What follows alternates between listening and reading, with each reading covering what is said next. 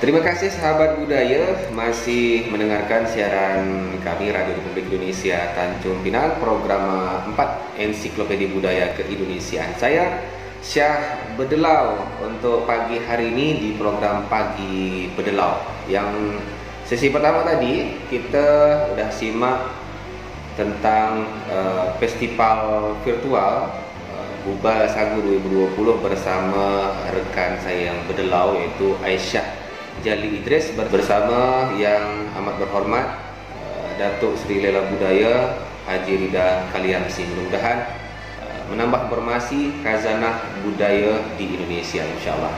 Nah, untuk kali ini sahabat budaya, saya akan sampaikan informasi tentang pakai patut Melayu, buku panduan pakaian orang Melayu nih sahabat budaya.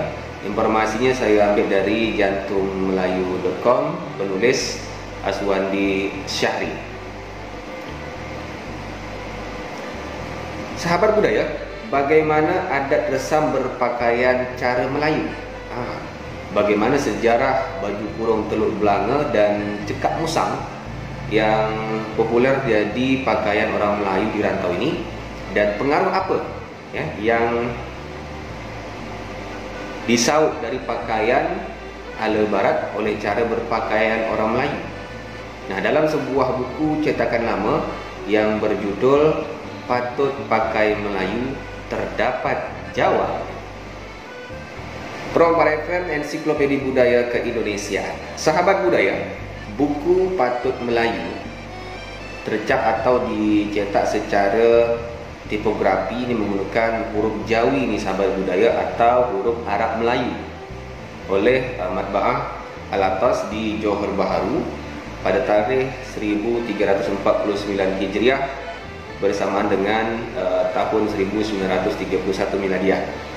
Nah, nama lengkap pengarangnya adalah Major Mayor Datuk Haji Muhammad Said bin Haji Sulaiman.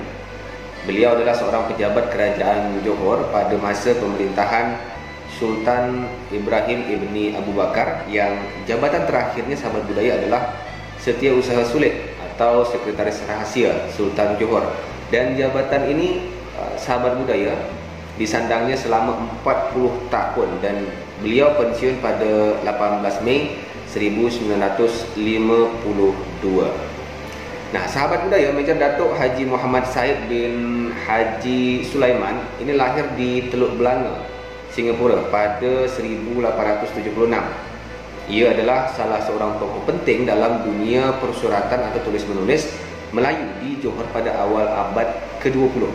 Nah, ini sahabat budaya, beliaulah yang menghidupkan kembali organisasi Pakatan Bahasa Melayu Persuratan Buku Diraja Johor atau Pakatan pada tahun 1934.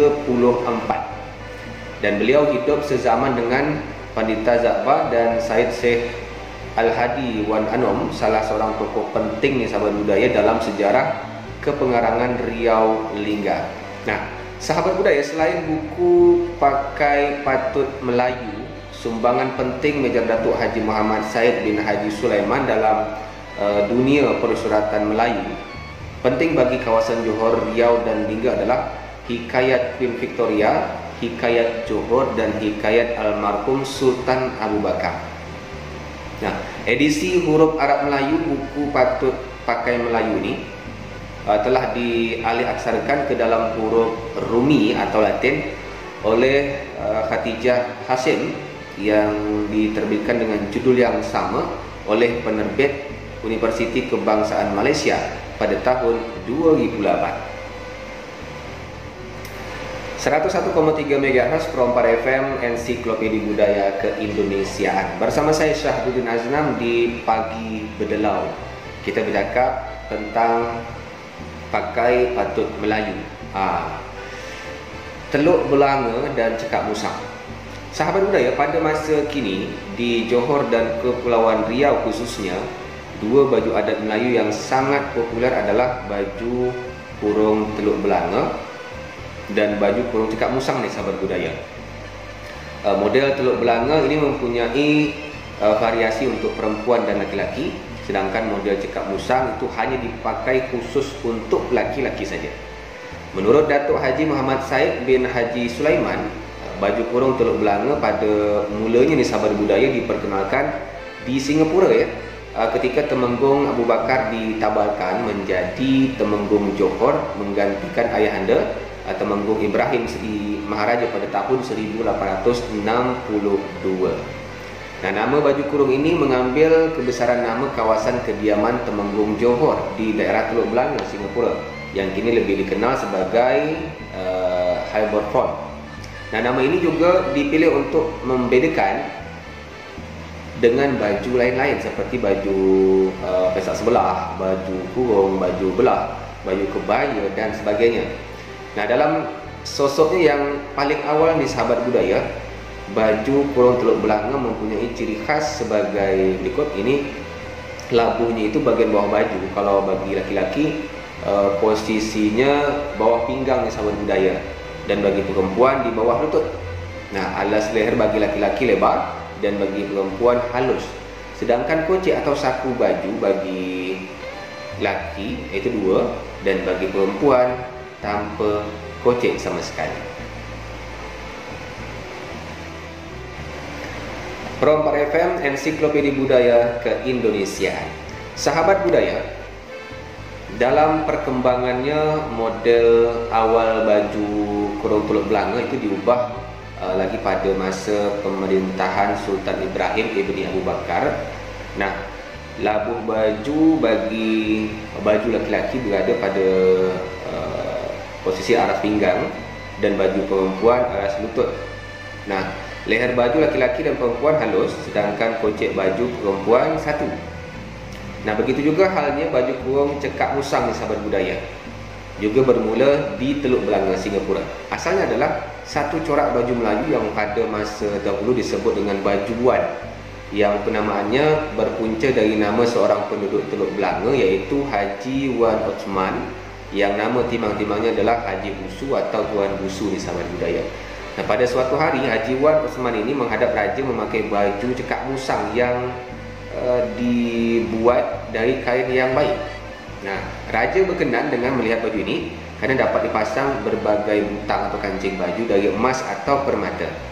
Nah, oleh kerana raja berkenan di sahabat budaya, maka ditentukanlah baju cekak musang itu yang asalnya adalah baju orang kebanyakan yang diberi kerah atau ini diberi kerah baju berdiri dengan bagian bawah leher tertutup, dipakai bagi anak-anak raja dan orang besar dalam istiadat-istiadat istana di Johor. Dan itulah asal baju kurung cekak musang yang popular dipakai oleh orang Melayu di Kepulauan Riau, Singapura, Tanah Semenanjung, Brunei, Rantau Melayu sekitarnya pada masa kini. Terima kasih sahabat budaya, masih mendengarkan siaran Pro 4 FM Ensiklopedia Budaya Keindonesiaan bersama saya Syahrudin Aznam atau Syah Bedelau, banyak nama ya. Tapi nama asli saya adalah Syahrudin bin Aznam Syukur. Kita masih bercakap tentang pakaian Melayu. Nah, dalam bahasa Melayu sahabat budaya, kata pakai ini mempunyai cakupan makna konstekstual dan leksikal yang cukup luas dan beragam di sahabat budaya. Nah, secara kontekstual, kata pakai ini dapat bermakna membubuhi, menjalankan, mematuhi, wajib, menegahkan akan sesuatu dan lain sebagainya. Nah, contohnya nih seperti tersirat dalam larik pantun yang satu ini, jika hendak mulutnya manis, dengar dengan. Jika hendak mulutnya manis, dengar dengan, dipakai jangan. Secara leksial, makna pertama kata pakai adalah menggunakan, mengenakan dan memakai. Dan yang di dalamnya terkandung makna intrinsik, yang di dalamnya sahabat budaya terkandung makna intrinsik tentang cara menggunakan sesuatu. Sebaliknya, ketika kata pakai berubah bentuk menjadi pakaian, maka maknanya tidak hanya sebatas baju dan celana yang dipakai di badan seseorang, tapi juga segala kelengkapan dan perhiasan di sahabat budaya beserta aturan yang mengikutinya. Nah, dalam konteks ini, pakaian juga mengandungi makna sesuatu yang biasa digunakan, amalan, kebiasaan dan lain sebagainya, seperti tersirat dalam ungkapan untuk menyebutkan sifat buruk seseorang, mencarut, memaki, memanglah pakaiannya.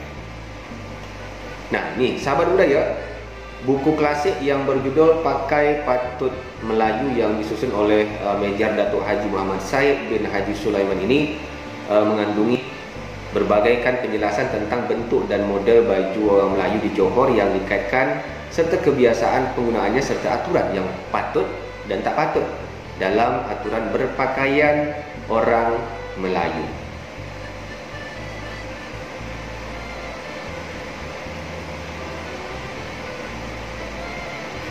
Dalam pendahuluan ini yang ditulis di Johor Bahru, pengarang buku ini menjelaskan maksud dan tujuan ia mengarang buku Pakai Patut Melayu. Adalah risalah ini dikarang supaya jadi suatu panduan atas mereka yang belum dapat ketahui akan tertib pakaian Melayu, terutamanya yang dipakai dalam daerah Johor bagi masa yang ada zaman ketika risalah ini ditulis, dan bagi menjadi suatu ingatan pada tempoh yang di belakang masa yang akan datang, kiranya berlaku apa-apa perubahan atau pindaan atau perbaikan, sama ada sedikit ataupun banyak. Pro Pada FM, Ensiklopedia Budaya Keindonesiaan. Sahabat budaya, masih bercakap tentang Pakai Patut Melayu ni. Buku ini, sahabat budaya, buku cetakan lama ini juga cukup lengkap menjelaskan perihal sejarah, jenis dan juga aturan memakai pakaian cara orang Melayu, serta kelengkapannya, fungsinya dan juga jenisnya, mulai dari pakaian orang lelaki dan perempuan dewasa hingga kanak-kanak lelaki dan perempuan. Nah, dalam buku klasik ini, sahabat budaya, dijelaskan juga bagaimana pengaruh orang putih atau orang barat dalam berpakaian terhadap cara berpakaian dan model pakaian orang Melayu di Johor dan Singapura. Nah, jadi ragam model pakaian barat ini terutama pakaian ala Inggeris seperti seluar, bentolan dan juga jaket tertutup leher ini dipadu padatkan oleh orang Melayu di Johor dan Singapura dengan kain sarung dan songkok, ya. Nah, menurut Datuk Haji Muhammad Said bin Haji Sulaiman, di Johor dan Singapura pada awal abad ke-20 itu, pakaian kacukan Melayu dan barat ini dipakai oleh orang kecil hingga orang besar ketika pergi ke pejabat atau kantor dan ketika bercampur atau bergaul dengan orang putih. Nah, buku Patut Pakai Melayu ini dicetak setebal 50 muka surat dan terdiri dari 7 bab. Sebagai ilustrasi, bab pertama umpamanya menjelaskan asal baju kurung laki-laki, seluar, kain sarung bagi laki-laki, ada juga pakaian kepala bagi laki-laki, pakaian kaki, baju cekak musang, pakaian dalam istiadat raja, pakaian dalam istiadat raja, pakaian larangan, pakaian sekata, pakaian sedondon dan juga baju perhiasan. Nah, dalam bab 2 hingga bab 6 secara berturut-turut dijelaskan perihal pakaian penghormatan, cara budaya barat dan pengaruhnya terhadap cara berpakaian orang Melayu, pakaian bagi anak laki-laki dan perempuan, baju kurung teluk belanga bagi perempuan dan ragam pakaian perempuan lainnya. Nah, perihal pakaian barat bagi perempuan Melayu dan pakaian bagi anak-anak perempuan ketika bersekolah. Nah, sahabat budaya, kesudahan buku ini ditutup dengan sejumlah peringatan dan nasihat pengarang kepada kaum laki-laki dan perempuan Melayu tentang amalan, resam, kebiasaan atau pakaian yang patut dipakai, ya, yang patut dipakai di sahabat budaya dan yang tidak patut dipakai oleh orang Melayu. Assalamualaikum cik-cik, tuan-tuan, sahabat berdelau. Salam berdelau. Jangan lupa nyalakan lonceng, subscribe, like dan komentar. Share juga kalau boleh, ya. Jangan tidak pula, wak.